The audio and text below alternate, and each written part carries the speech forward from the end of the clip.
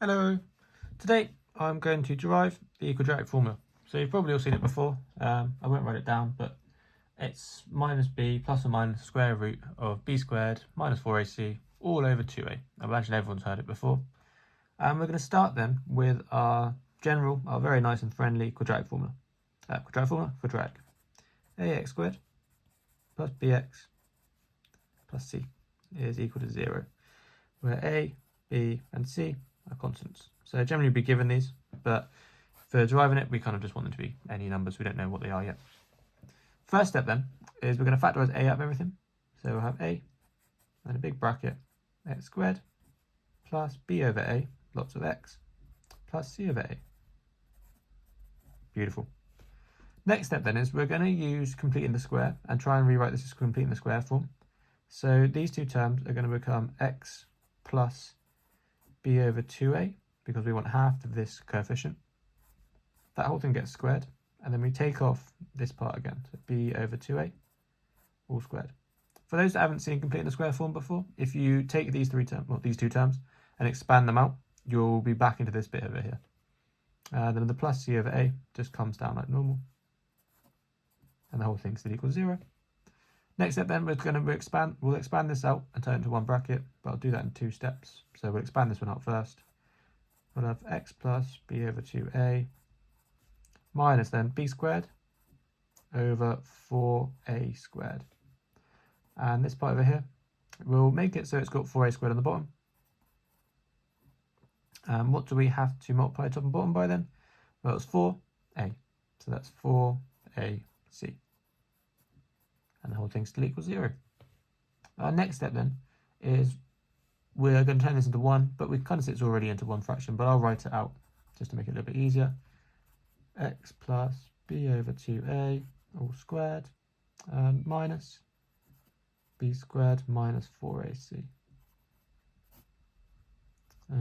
That might look a little bit weird because this has become a minus, but what we can see is that minus minus, so this would actually be a positive.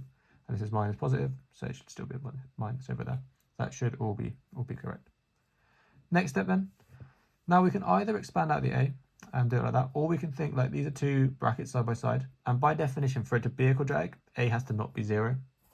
So I suppose you can write over there, a not equal to 0. So straight away we can see that only this bracket is going to be equal to 0. So we'll focus on that. If you expand out, sort of distribute the a over both the terms and then rearrange like that, it should still come up to be correct. But now we'll just focus on this big bracket then. So effectively we're dividing off by a because we know it's not 0, so that's completely fine to do. So what we're left with then is x plus b over 2a all squared minus b squared minus 4ac over 4a squared.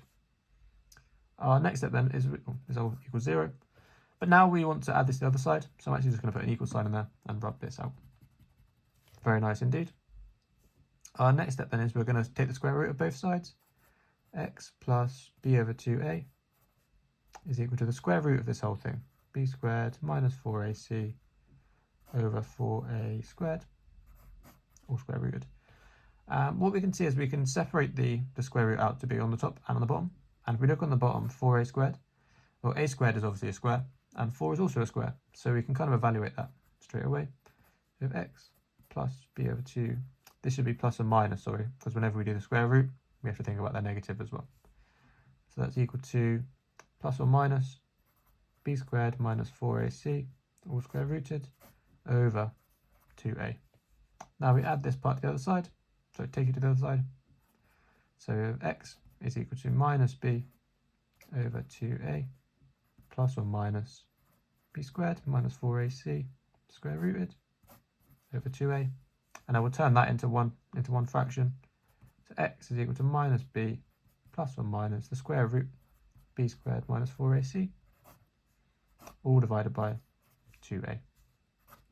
And that's it. Very nice indeed.